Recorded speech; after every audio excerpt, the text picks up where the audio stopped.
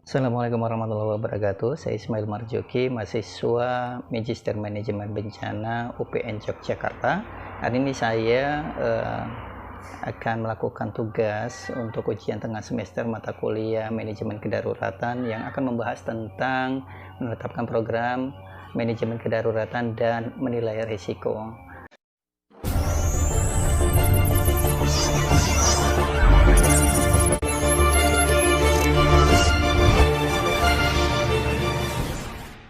Dalam proses untuk menetapkan program manajemen kedaruratan, sebenarnya yang program manajemen kedaruratan yang efektif itu bukanlah yang melulu selalu harus didanai oleh pendanaan-pendanaan dari luar dan dilakukan dari otoritas yang ada seperti itu ya. Tapi bagaimana program manajemen kedaruratan ini dikembangkan melalui perencanaan-perencanaan yang strategis yang kemudian dikomunikasikan dengan komunitas masyarakat sehingga ini mendapatkan masukan, kemudian mendapatkan sesi-sesi konsultasi dan juga mempertimbangkan bagaimana nilai-nilai kearifan lokal yang ada di satu wilayah terdampak bencana atau yang mengalami kedaruratan seperti itu.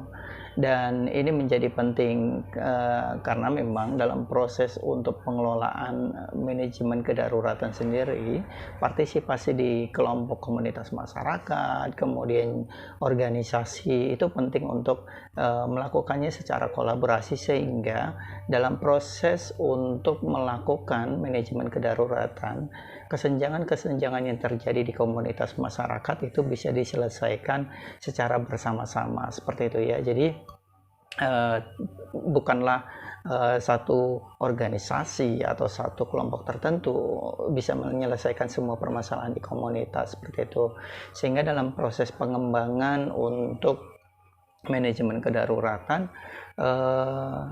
penting untuk melakukan proses-proses komunikasi, koordinasi antar organisasi sesama organisasi atau bentuk-bentuk koordinasi yang mengumpulkan para pihak. Lain yang penting yang harus dilakukan adalah melakukan penilaian resiko dari ancaman sebuah bencana seperti itu ya. Jadi dalam proses penilaian resiko sendiri itu tidaklah dilakukan secara parsial atau sektoral, tapi bagaimana penilaian resiko itu bisa dilakukan secara komprehensif yang secara menyeluruh yang menjawab kesenjangan dan kerentanan di komunitas masyarakat seperti itu ya.